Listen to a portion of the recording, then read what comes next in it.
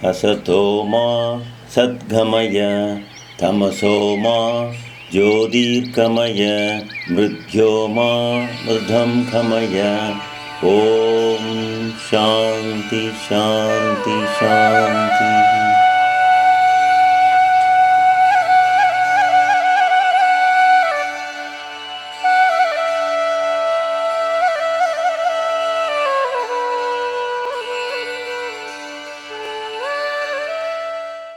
I'm extremely happy to bring Fruits of Science, a small documentary based on my farming experience, hoping to benefit my fellow farmers across the country.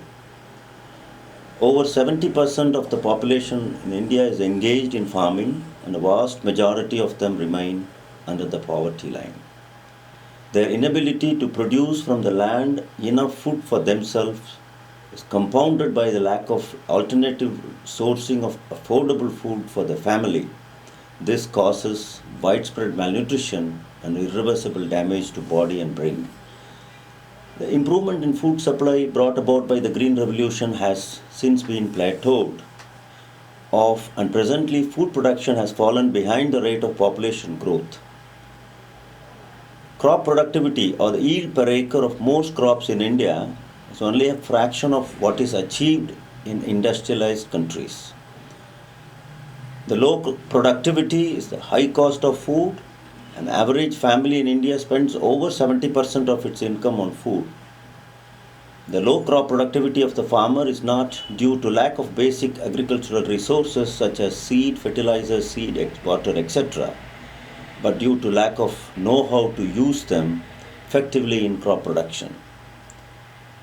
India is endowed with natural resources in excess of most other countries with respect to arable land, irrigated fields, climatic conditions, etc. The recommended farming procedures which are discussed are not developed from mere theories and hypotheses, but based on concrete results collected through evaluation of these techniques under diverse conditions of fields, farmers and regions across India.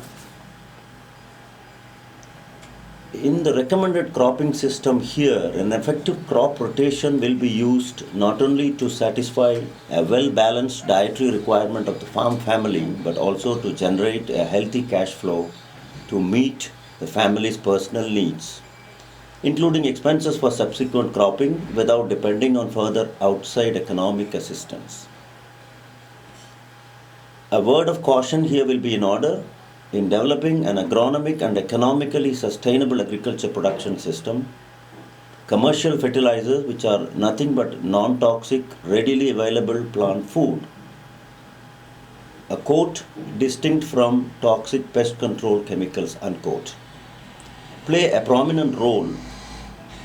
The so-called organic farming is economically, hygienically, and nutritionally less desirable than conventional farming using fertilizers. Organic sources of farming material, however, play a useful role as soil amendments. I am extremely thankful to all those who helped me in bringing out this documentary. Most importantly, my gratitude and greetings to my beloved teacher, mentor, well-wisher, Mr. S. Balasubramanian.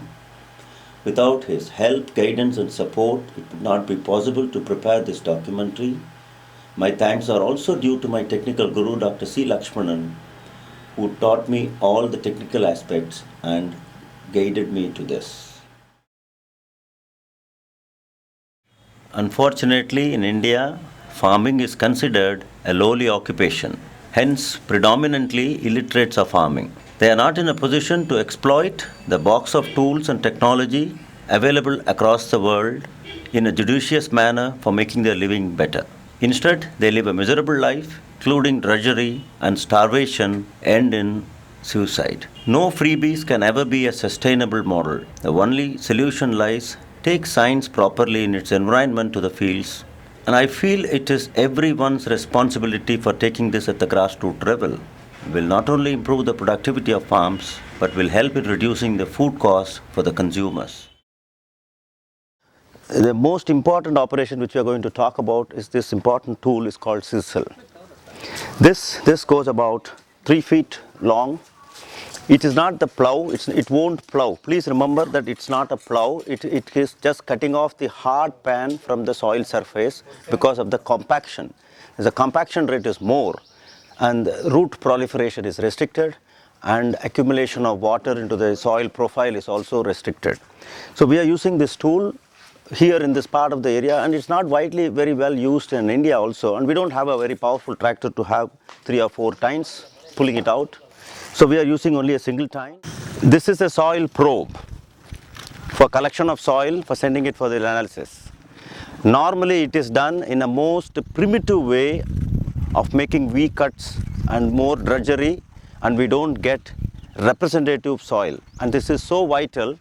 It's like a blood test to a human being. Soil test is so vital, and the collection of soil is also very vital, and the tool used is also very, very important. And this is the tool. It's like a core barrel where you have to just insert it to a depth of 9 inches and the soil will get collected into this 9 inches. And we need to take it across the field on various points so that you get the representative of the soil, and we are going to just demonstrate that to our fields, how to collect a soil sample. Now the soil collection is so important, which I keep saying is, without this, we don't know what type of a material is available in the soil, and that's the basic input on which the crops are going to grow. Like human beings, crops also need the nutrition to grow. Unfortunately, most of the Indian soils are very much depleted and imbalanced, and this causes the major productivity loss, very, very low. And now what you see is actually the core, the barrel of which how it collects. Now we are just trying to tell you the compaction also sometimes can restrict the intake of soil, and you need to use your force. Unfortunately, our soil is very, very compact. So we brought the soil back from the thing, we bring it together and we nicely mix it, homogeneously mixing it and making it, quadrupling it.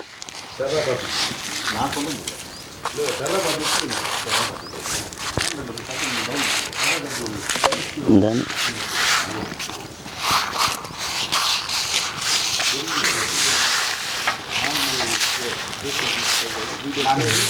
this operation is to make sure that we get representative soil analysis. We make sure that the representative soil is mixed properly and homogeneous mix is prepared for it.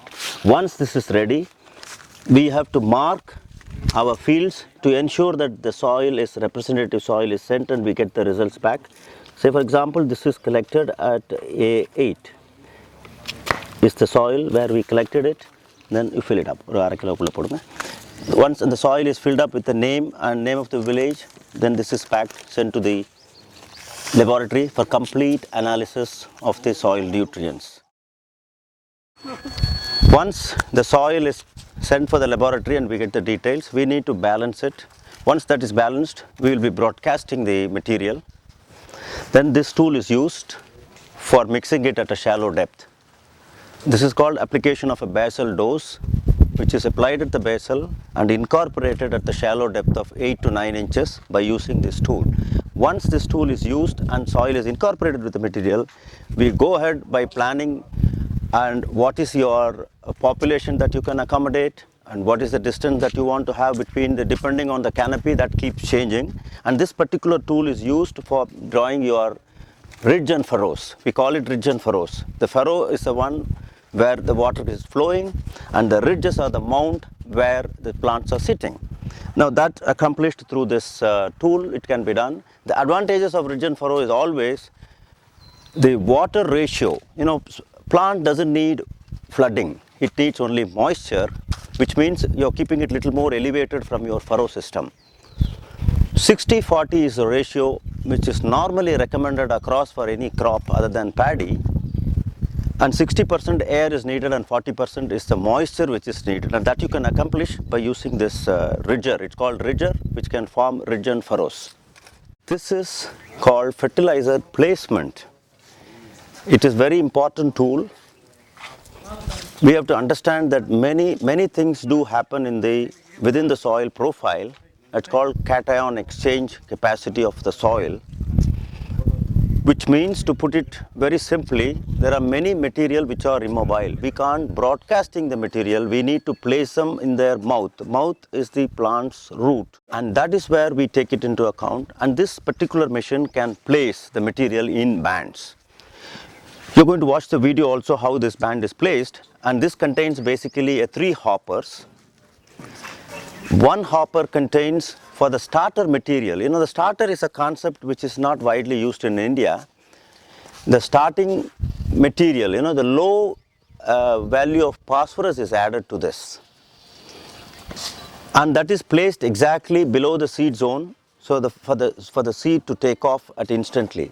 The second and third band, depending on the soil and based on the soil test results which we have sent across the lab, will be mixed. Either it can be a phosphorus or potash or any other crop, it can be mixed. And this is also metered in such a way that the quantity at which the fertilizer falling down is also greatly controlled. The advantages for this is the efficiency of the fertilizer goes up from 20% instead of broadcasting to 80% by placing them, which means the lesser amount of fertilizer is needed for maximizing your productivity.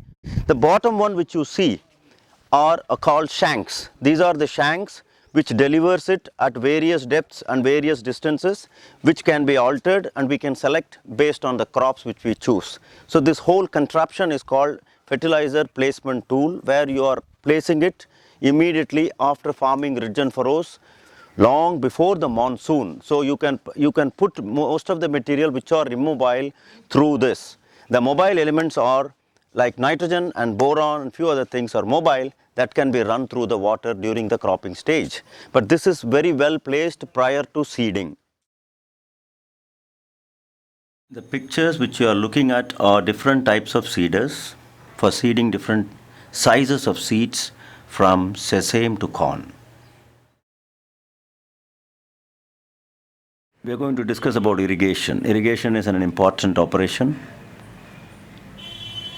The crop needs air and moisture at a certain level, which is around 60 to 40. 60% of air is needed against 40%. But in India, we abuse water and flood it. By irrigation, we bring down our productivity levels. There are various methods of irrigation: siphoning, drip irrigation, sprinkler, etc. But this has to be a selective combination of depending on your crop, agronomical condition and soil type. But here we are going to look at siphoning, which is just simply a siphoning method of irrigation. So this is an important operation. We already saw how the conventional method of weeding is done. Now this is a simple tool which I have improvised using for bullocks. And I'm going to show you also the video clipping how it's going to run through. Mostly I take care of the weeds because weeds are the menace. Anything other than the crop is considered as a weed. Like a wheat in a paddy crop is a weed. Now mostly the furrows are the one which gets the maximum sunlight comparing to the ridges because the crops are sitting on top. I use both chemical and mechanical methods in controlling the weeds. One form of using this is it can just scratch through the furrow, and because of its disturbance the furrow is again opened up for the next irrigation, which the tool is attached at the back so that it can clear up the furrow. Again you can start irrigating it. Now we have some narrow strips of canals which needs to be widened, which needs to be weeded, and I have another type of system also which can take care of the wider tools also. So we can always use tools to bring down this massive drudgery.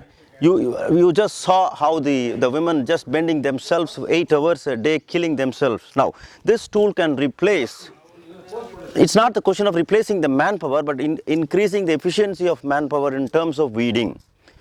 Like this can run through about 2.5 acres with one man and a pair of bullocks. They can weed up to 2 to 2.5 acres is done. Against 16 women is needed for 8 hours doing for 1 acre of job. Now just see the efficiency, that how it turns up, and also you are making the unskilled labor to a skilled position.